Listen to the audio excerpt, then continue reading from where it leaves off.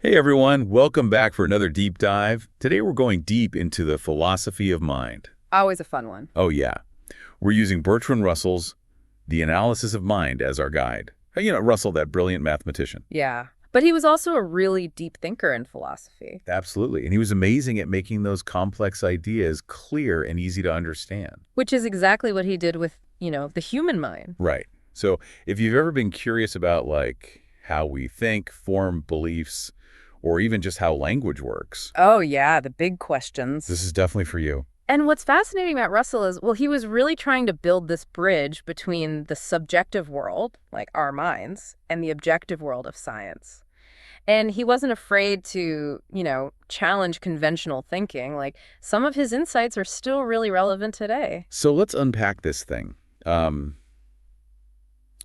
Russell starts by tackling the definition of mind itself. Right. Seems pretty straightforward. Right. But he wasn't completely convinced that consciousness was the key ingredient. Interesting. He was actually quite skeptical about introspection.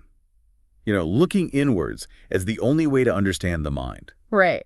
Because think about it, how can we ever be sure that what we observe about our own minds is actually accurate? There's no guarantee that our, introspective reports are a reliable reflection of what's really going on. Wait, so you're saying that we can't even trust our own thoughts and feelings? It's more like we have to be careful about assuming that introspection is the only or even the best way to understand the mind. I mean, that's a little unsettling. I get that. But think of it as an invitation to explore other ways of knowing. So, okay. If introspection isn't the be-all and end-all, what is? Well, this is where things get really interesting. Russell proposed that both mind and matter are constructed from a more fundamental, what he called neutral stuff. Neutral stuff. Yeah. Okay. Now, this isn't your typical materialist viewpoint. Right. Everything is just physical matter. Exactly. It's more like saying there's this basic ingredient that's neither inherently mental nor physical, but it has the potential to become either. Whoa, okay. So, the same stuff could be arranged to make a rock or a thought. It's a radical idea, and it really challenges the traditional divide between mind and matter. Okay, now we're getting into the really big questions here. Yeah. And it's one that neuroscientists and philosophers are still kind of grappling with today, right? Oh, absolutely. If mind and matter share a common origin, what does that tell us about the nature of reality itself? Exactly. It kind of reframes the whole conversation. Because And that leads us to one of the, I think, more intriguing parts of Russell's analysis. It's his take on desire. okay, desire. So he argued that desire isn't really about consciously wanting something. Instead, he saw it as a sort of behavioral cycle, right, that's set in motion by discomfort. So instead of I want that big plate of French fries, it's more like I'm feeling this nagging discomfort. Yeah. And fries seem like a good way to make it go away. Exactly. It's not about this conscious, deliberate choice. It's more about a response to an unpleasant sensation. Yeah, that's interesting. Think of a hungry animal, right? It's not sitting there contemplating the menu. Yeah, right. Just ooh, I think I'll have the salmon tonight. Exactly. It's driven by this physical discomfort, and its actions are all geared towards relieving that discomfort, which in this case happens to be finding food. Wow, this is making me rethink everything I thought I knew about craving. I know, right? So what you're saying is, instead of thinking I want that chocolate cake, we're essentially wired to act in ways that eliminate discomfort. And that's what we experience as desire. Exactly. Desire becomes more about this causal law, something observable in behavior, rather than just, something we infer from introspection. So it's not necessarily a conscious choice, but a response to a stimulus. Right. And it makes you wonder, are we really in control of our desires? Or are we just responding to those biological and environmental cues? Exactly. It raises big questions about free will and, our understanding of motivation. That's heavy stuff. Okay, so we've been talking a lot about kind of the mechanics of the mind. And nuts and bolts. Yeah, the nuts and bolts. But what about memory? We all have memories. Yeah, good and bad. But what are they, really? It's a good question. One that Russell wasn't content with just a simple definition for. Great. He actually broke down memory into two distinct types: habit memory and true memory. Habit memory versus true memory. Okay. So think of habit memory like riding a bike Okay. or playing, a familiar song on the piano. Yeah. It's basically ingrained behavior, almost automatic. Got it. True memory, on the other hand, involves actually recalling a specific event or experience, like what you had for dinner last night. Okay, so habit memory is like muscle memory, and true memory is like consciously recalling a specific event. That's a good way to put it. And then there's that strange feeling of familiarity you get sometimes. Like that sense that you've encountered something before, Yeah. but you just can't quite place it. Like a name on the tip of your tongue. Exactly. It's almost like a whisper from the past. It is. Mhm. Russell found this feeling particularly fascinating. It's one of those things that we all experience, Yeah. but it's hard to pin down. It is. It's really hard to pin down. And I have to admit, it's always kind of intrigued me too. Me too. It's remarkable how much we rely on that feeling to make judgments about the past, even though it can be incredibly unreliable. Oh, totally. Like, have you ever felt certain you knew someone, Yeah, only to realize you had them completely mixed up with someone else? all the time. It's the fallibility of memory in action, like a glitch in the system. It really is. So it's like our memories aren't perfect recordings of the past. They're more like reconstructions, right? Exactly. Colored by our emotions, beliefs, and even like the context in which we're recalling them. Absolutely. It's like our minds are constantly editing and rewriting our personal histories. Constantly. It makes you wonder how much we can actually trust our memories of the past. That is the question. And this actually brings us to another area where Russell's insights, they really shine, the world of words and language. Oh yeah, we use language every day. Yeah. But how often do we actually stop to think about how it works? Like how these arbitrary sounds and symbols manage to convey meaning. It's amazing when you really think about it. Right, like it's just sound waves and squiggles on paper. Exactly. And speaking of complex mental processes, Mhm. Russell's analysis of language really makes you appreciate that intricate web of habits and associations that underpin our ability to communicate. It's this whole network of connections. Yeah, it's fascinating. Like he breaks down the different kinds of meaning words can have, Yeah. names, actions, qualities, and that fascinating way we learn language, not through some grand plan. Right, not like a here's the rule book, follow it. Exactly, it's through association. We learn to connect words to things and concepts. Right, through repeated exposure and experience. It's all about building connections. Yeah, building connections based on our interactions with the world. It makes me think about how language is, like, constantly evolving. Oh, yeah. The way we use words today is so different from, 100 years ago. And, who knows what language will even look like 100 years from now? I know. Makes you wonder, if language is so fluid, and based on associations, like, how does it manage to be an effective tool for communication? How do we ensure we're all on the same page? Especially when the pages are, constantly in flux. Exactly. It's mind-boggling. And that leads us to another fascinating aspect of Russell's analysis, the power of mental imagery. Ah, yes, pictures in our minds. He explores the difference between specific images and general ideas, like the difference between picturing your own dog versus the general concept of dog. So you might have a super clear image of, your childhood pet. But what comes to mind when you think of dog in general? Yeah, it's probably like a more generalized image, Right. a blend of, those doggy features. It represents the concept without being specific to any one dog. Right.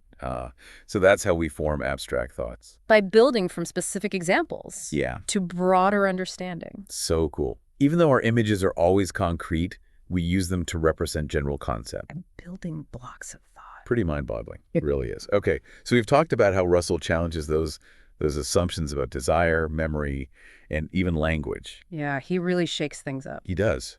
But his analysis actually goes even deeper. He explores concepts like truth, falsehood, and the very nature of knowledge itself. The big stuff. It is. And it's a lot to unpack. So let's dive into that in the next part of our deep dive. One of the things that really surprised me when I was first reading Russell is how he dives into our emotions. Okay, emotions. Yeah, we tend to think of them as these, raw, unfiltered reactions to the world. Mm-hmm. But he suggests that they might not be as straightforward as they seem. Wait, are you saying our feelings aren't just these, pure, spontaneous responses? There's more to it than that. Exactly.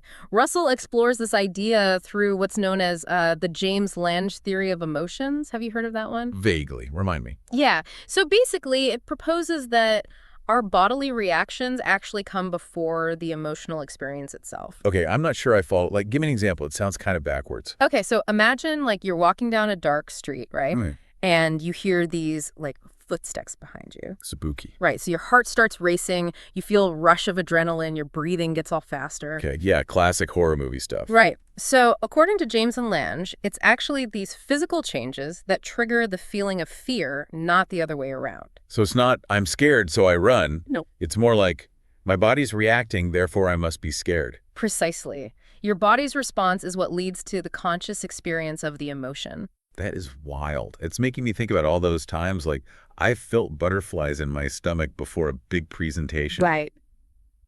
Is it the nervousness causing the physical sensation, or is it, like, the other way around? Exactly. It really challenges our assumptions about cause and effect when it comes to, our thoughts and feelings. It does.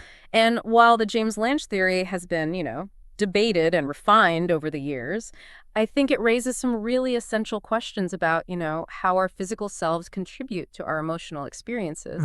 And Russell also gets into how those physiological changes, like that release of adrenaline, can intensify emotions. It's all connected. Okay, this is seriously making me rethink my entire emotional vocabulary. But where does the concept of will fit into all of this?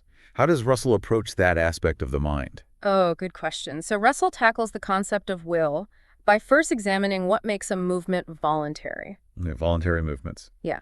So we've talked about instinctive actions and reflexes, right? But what sets those voluntary actions apart? Well, I'd say voluntary actions are the ones that we consciously choose to make. Right. They're driven by our intentions and desires, like deciding to, I don't know, reach for that cup of coffee. Right. That's kind of the common sense view. But Russell actually challenges us to go a bit deeper. Oh, he always does. He argues that even our voluntary actions, they're ultimately governed by causal laws, just like everything else in the universe. Hold on. Are you saying that free will is an illusion? Like that our choices are already predetermined?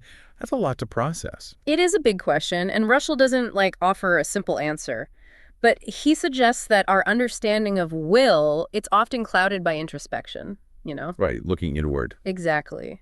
We tend to perceive our choices as free because we're aware of our desires and intentions, but we might be missing the chain of causes that actually led to those desires and intentions in the first place. Oh, so it's like thinking that you're choosing your favorite ice cream flavor purely out of free will. Yeah. But maybe that preference was actually shaped by childhood experiences. Yeah. Advertising.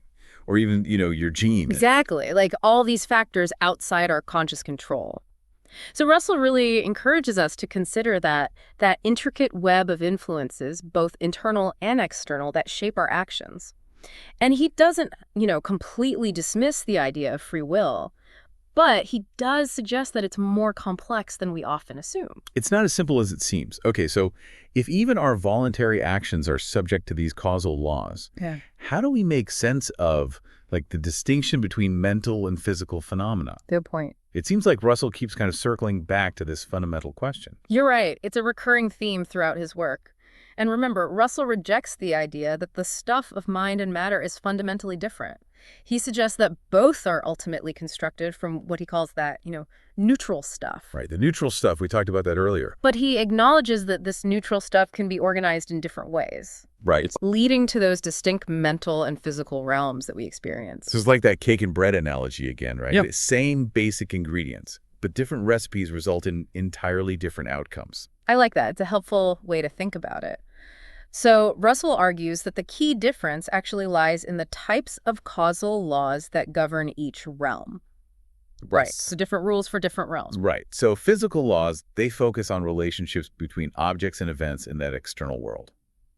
While psychological laws, they deal with relationships between thoughts, feelings, and behaviors within our own subjective experience. So the lines between mind and matter are blurrier than we often think. Much blurrier. It's not so clear-cut. But what implications does that have for our understanding of consciousness? If there's no fundamental distinction between mental and physical stuff, does that mean the mind isn't some separate ethereal thing? That's a question that philosophers and scientists are still exploring today. But I think Russell's analysis provides a really valuable framework for considering how those inner and outer worlds are interconnected. Okay, so we've covered desire, emotions, free will. We even touched on the mind-body problem. It's clear that Russell really delved into some deep questions about the nature of the mind. He wasn't afraid to tackle the big stuff. He wasn't.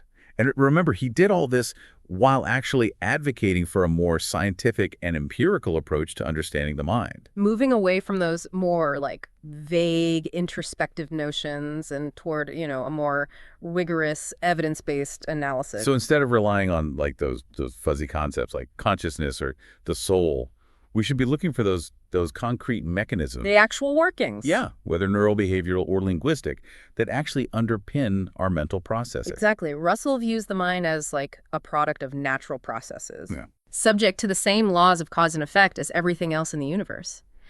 And that view, that has implications for how we approach everything from like psychology to ethics. It changes the whole game. We touched on this earlier, but it's really making me rethink those classic philosophical debates about, the mind-body problem. If there's no fundamental distinction between like mental and physical stuff, then the mind isn't this separate ghostly entity. Right. It's an integral part of our physical being. But doesn't that take away some of the magic of human experience? It might seem that way at first, but I think Russell would argue that understanding those mechanics, it doesn't diminish the wonder of the mind. Okay. It actually enhances it Okay. by revealing the intricate workings of our mental processes. Right. He opens up these like whole new ways of exploring, that richness and complexity of human thought and behavior. That's a great point. It's like those nature documentaries that show you like the intricate dance of insects or the formation of a galaxy. Learning the science behind it Yeah. doesn't make them any less beautiful or awe-inspiring, right? Not at all. If anything, it kind of deepens our appreciation for that complexity and elegance. Absolutely. And by grounding our understanding of the mind in that scientific framework, Yeah. Russell opens the door for more effective approaches in fields like, mental health and education. Makes sense. Yeah. If we can understand the causal laws that govern our thoughts, feelings, behaviors, Yeah. we're in a much better position to address issues like, anxiety, depression, learning disabilities. Absolutely. Russell's analysis has like these profound implications for how we approach, the human condition. It encourages us to see ourselves as part of the natural world, Okay. shaped by our biology, our environment, capable of growth and change through learning and experience. So we've journeyed through desire, memory, free will, even the mind-body problem. You've covered a lot of ground. We have. It's clear that Russell really didn't shy away from those big questions. No, he went straight for them. He did. But amidst all this complexity, is there like a core message, a takeaway he's trying to convey?